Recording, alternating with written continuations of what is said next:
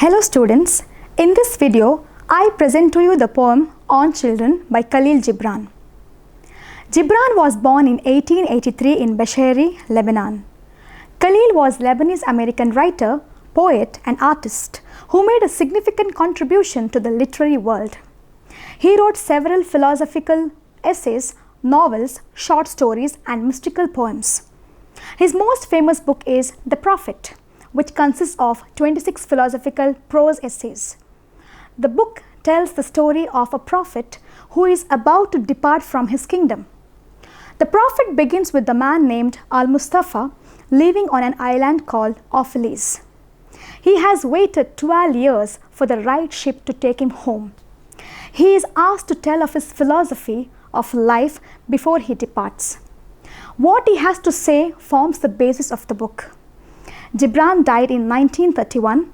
Several decades after his death, he is still considered as one of the greatest poets that ever lived.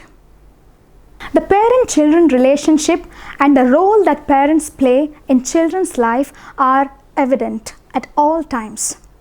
Parents' expectations can have major and possible influence in a child's life. Usually, parents have a lot of expectations from their children. Some parents want their children to become like them. For example, if they are doctors, they expect their son or daughter to follow the same. Sometimes parents think that their children should get all that they did not have. You might think that parents are possessive. As parents, many of us have the idea that our children belong to us. We overprotect them and prevent them from being themselves. Also, it is done as a means of protection, thinking that it is best for their children without realizing that they have the right to take charge of their lives. We strive to blaze the paths for them so they can make the fewest mistakes, but mistakes are part of their lives and experiences that will change and shape them to independent and self-sufficient beings. Avoiding overprotection can help our children unfold in life. They will know how to solve their own problems, and when they make mistakes, they will learn from that. Parental support is important provided it is not too overbearing. Thus, the prophet explains throughout the poem that parents have the opportunity to observe the flow of life of their children and supporting their children to explore to the fullest. Khalil Gibran's On Children is a critique of the usual expectations of parents about their children. Through this poem, he offers to guide parents on the essence of parenting with love, much against the mundane expectations. He stresses on the importance of freedom that children must be given to shape their lives and the responsibility of parents in raising their children. And a woman who held a babe against her bosom said, "Speak to us of children." And he said, "Your children are not your children. They are the sons and daughters of life's longing for itself. They come through you, but not from you. And though they are with you, yet they belong not to you. You may give them your love, but not your thoughts, for they have their own thoughts.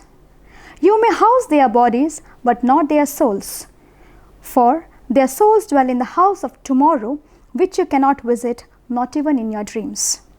You may strive to be like them, but seek not to make them like you.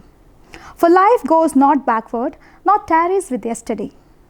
You are the bows from which your children as living arrows are sent forth. The archer sees the mark upon the path of the infinite, and he bends you with his might, and his arrows may go swift and far. Let your bending in the archer's hand be for gladness. For even as he loves the arrow that flies, so he loves also the bow that is stable." The poem begins with the mother approaching the prophet, eager to know about the perspectives on children. The prophet tells her, "Your children are not your children."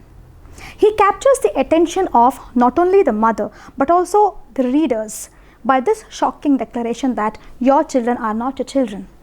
He possibly means that children are the gifts of God. Parents may give birth to child, but they do not own them. Therefore, children should have their own space and freedom. Parents cannot be possessive of their children. They are the sons and daughters of life's longing for itself. Like a potter who gives beautiful shapes to the pot with his creative ideas, God has designed these children with their own personalities and attitudes. Each child is unique. Each has come to this world to fulfill a unique purpose. Parents should prepare these children for life and allow them to make choices and to grow to the fullest. They come through you, but not from you. Children come through parents, but that does not mean that they can own them. They have ultimately come from God, who is a force greater than us. They have come through parents for a purpose of their own, and some of them are very different from their parents in thoughts, attitudes, wishes, etc. And though they are with you, yet they belong not to you.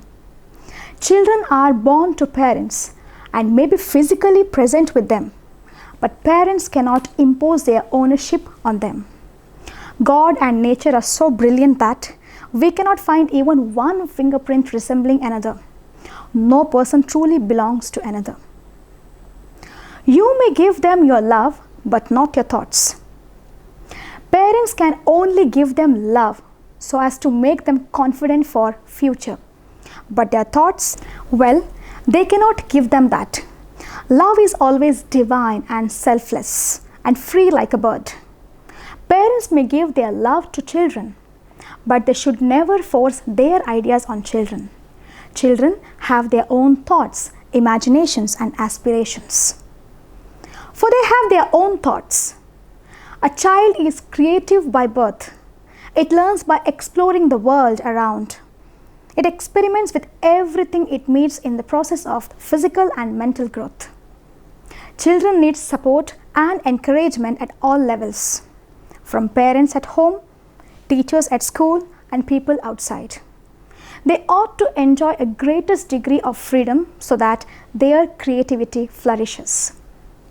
You may house their bodies, but not their souls. Parents may provide shelter, protection, and care to their children physically, but they can never ever bound their souls, which are made of thoughts, emotions, and will. Children come with their own unique identity and their own unique part to play in this world. We can't imagine what potential lies within them, and we certainly can't imagine what their world will be like in the future. We can care for them and offer them what we can, but we cannot make them think like us or believe like us. For their souls dwell in the house of tomorrow, which you cannot visit, not even in your dreams. Children live in their own time, just as parents do, and they were created for their time. The desire and thoughts of the children dwell in the future, which cannot be visited by parents because sometimes parents fail to understand the dreams of their children. You may strive to be like them, but seek not to make them like you. Your love for your child could make you like them, but you should not try to make your child like you, as he or she has his or her own inner personality given by God. One wants a child to become a musical genius when they do not know a note. Another wants a child to become what he or she could not be. We can offer opinions as choices, but free will should always be the way we allow them to grow. They are our future, and the future cannot be stagnant with the past. For life goes not backward nor tarries with yesterday. Parents are suggested rather to follow the ways of children than trying to change children to be like them.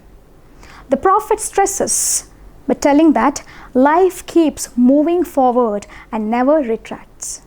There is no time which stops, and there is certainly no reversing it, no matter how much we might wish to do so. Time marches forward, and we all move forward with it. You are the bows from which your children as living arrows are sent forth. He further substantiates his philosophy by making metaphorical references. Gibran draws a beautiful analogy here by calling parents bows and children as living arrows. Parents' role is to be a bow that powers their children's journey, aimed towards the future the children will live in. The more flexible the bow, the more it bends. The stronger the bowstring, the more it can be stretched, and the more power it can pass to the arrow. The steadier the aim, the more accurately the arrow will fly on its journey towards a different space and time. The archer sees the mark upon the path of the infinite, and he bends you with his might, that his arrows may go swift and far. The archer, God himself, sets his eyes on the target, which is infinite, and sends his arrow swift and far by bending the bow with his might. Parents should take delight in this act of bending that involves challenges, hard work, and sacrifices. Gibran refers to God as the archer and God's role in using the bow to send forth the arrows towards an infinite future. God knows where the arrow has to be led, and hence parents are instruments in the hands of God to send these children into the future. We have reached here today, standing on the achievements of past generations. This cycle of life will continue for untold generations in the future. We need to perform our assigned roles in the time we have. Let your bending in the archer's hand be for gladness, for even as he loves the arrow that flies, so he loves also the bow that is stable. If one does not bend in humility, kindness, love, and gentleness, then the arrow will not go far. However, if one bends and is steady, the arrow will shoot swift and far. The prophet strikes a perfect conclusion by referring to the law of creation, where God loves both the bow and the arrow as they complement each other on life's infinite journey. Basically, this means that parents need to be good, stable role models to their children, so that the arrows will reach the destiny. The children as arrows go into the future to become bows for their own children, and so the cycle of life continues. Our effort in the present should be driven by unselfish love, kindness, and humbly accepting the part we play in the journey of life. Khalil Gibran stresses on the importance of children's individual views and independent ideologies not influenced by their parents. Our children are who they are. They are their own seeds that already contain everything within them. As parents, our job is to provide the right environment, the nutrient-rich soil, sun, water, and oxygen, so that they can sprout and unfold and grow into their fullest potential. We cannot determine that potential, nor should we try to steer it. We should simply help them uncover who they are and what they want to be.